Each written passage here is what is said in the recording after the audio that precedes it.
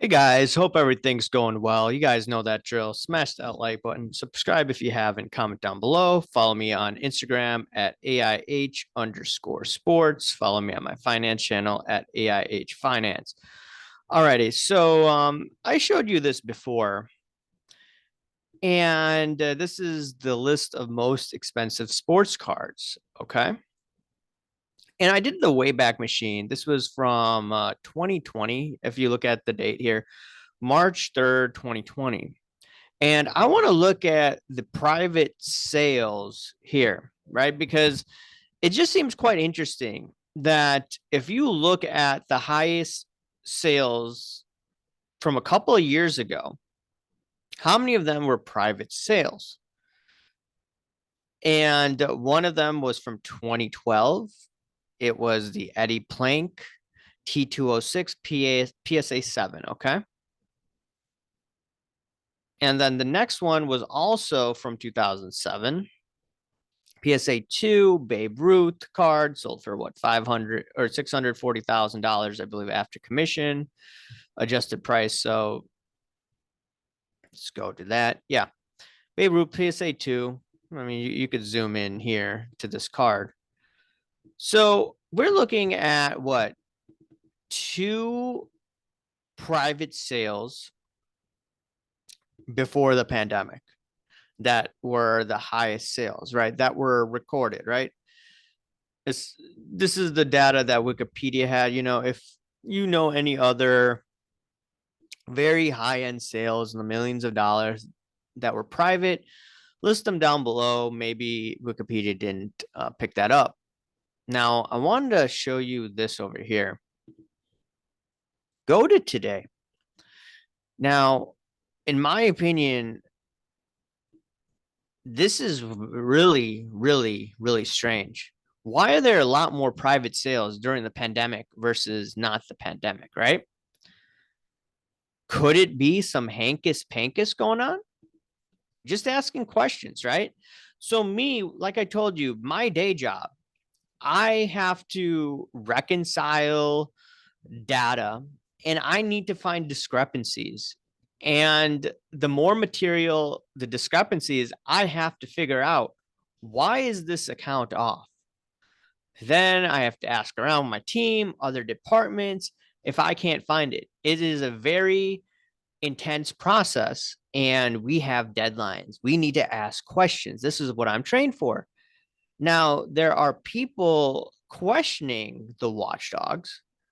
They say, we need more evidence. We need this. We need that, right? But they don't push the same amount of scrutiny on the good old boys, right? So you could call these guys NPCs, non playable characters. So the NPCs question the watchdogs, right? And what I tell people is we should be questioning the hanky panky, especially in the industry, because there's a lot going on and a lot of people are silent. So I want to just ask questions. Does it seem suspicious that there are a lot more private sales during this time frame compared to 2020 and beforehand? And those private sales were in 2012. All right, let's take a look at some of these private sales, by the way. Okay. Let's start from the beginning. Okay. The Steph Curry sale. Now, I'm not sure if this actually happened, because some people say there's some places that are showing this as a sale, some places not. Regardless, Wikipedia has it. It's the highest sale ever for a basketball card, purchased by Alt Fund 2, the second investment fund managed by Alt, which is a company that specializes in alternative assets. Steph Curry, National Treasures, Steph Curry, rookie logo man autograph, serial number 1/1, PSA 8. Okay. Private sale, $5.9 million. Okay. Next private sale, Luka Doncic, right? I've heard stuff about this card, and I'm not sure if this was the exact value that it went for. It seemed very suspicious, right? It was ungraded, and the graded one, I believe, sold what, for a couple million? I think it was less than this amount. This is 1/1 logo man autograph, serial numbered 1/1. This is right at the height of the market, February 28, 2021. Next sale, Wayne Gretzky, 1979 O-Pee-Chee, PSA 10, May 27, 2021. All right. Another private sale is a Kobe Bryant card. PMGs were seal numbered to 100, 1 to 100 being green, 11 to 100 being red. So it's 1997, serial number 4 out of 100. Okay. So that's once again February. This was in July. Purchased by a DJ and entrepreneur, DJ Ski, was displayed in 2020 Topps booth at the National Sports Collectors Convention. So this is what Mike Trout 2011 Topps update platinum US 175. All right. And then this is the same Eddie Plank. And then Babe Ruth. All right. So, like, my suspicion is that, like, we have way more private sales over here than, once again, if you go back to just from a couple of years ago, there were no private sales in materiality perspective hitting this over here, right? I believe that some of the other sales not included in this, I think it was the $1.1 million Herbert card. I believe that was a private sale as well. So that's not listed here. And there could be others as well.